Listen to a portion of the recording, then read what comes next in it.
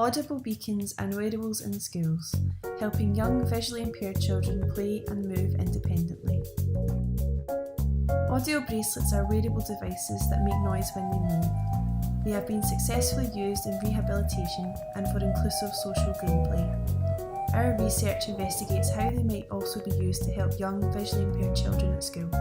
Based on discussions with experts in visual impairment education, we identified 3 scenarios that illustrate how audio bracelets and other technologies like Bluetooth beacons could help with common problems affecting independent play and movement. In scenario 1, an audio bracelet made sounds to encourage Amy to be more active during playtime and told her about nearby activities. In scenario 2, Jack's audio bracelet told him when his friend Sally moved away from him and helped him find where she went.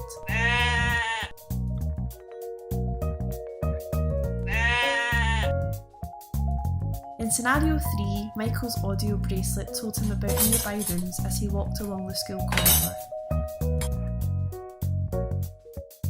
Our studies found the importance of selecting an appropriate sound source for the different types of information.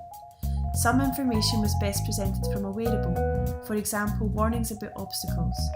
Other information was best presented from sources in the environment, for example, information about nearby activities or rooms. We also discovered novel ways of combining these sound sources. Speech and reference sounds were the most popular ways of presenting information because they had an explicit meaning. Visually impaired children preferred speech and were not worried about others hearing it because it was useful to them. We found a number of useful feedback types not seen in previous research. For example, sounds that encourage people to say something and sounds to encourage listening to ambient noise. We also discovered a variety of actions or events that should cause feedback. For example, other people's movements and detected behaviours. Our findings led to the development of audible beacons, devices that can produce audio output and communicate using Bluetooth. They can be used for proximity estimation and can deliver sounds from the environment. We developed prototype audible beacons as reference hardware to demonstrate the feasibility of the concepts within our paper.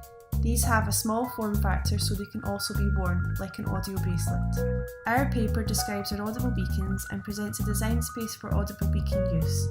This identifies the novel ways these devices might be used, and others can use it when designing assistive technologies for visually impaired children. We investigated how audio bracelets might be used in schools to help young visually impaired children with play and movement. One of our main findings was that sound shouldn't just come from wearables, but should be given from the environment as well. This led to audible beacons, devices that meet the requirements identified by our research. We contribute a design space and findings from 3 studies that provide a foundation for the design of auditory assistive technologies for visually impaired children in schools.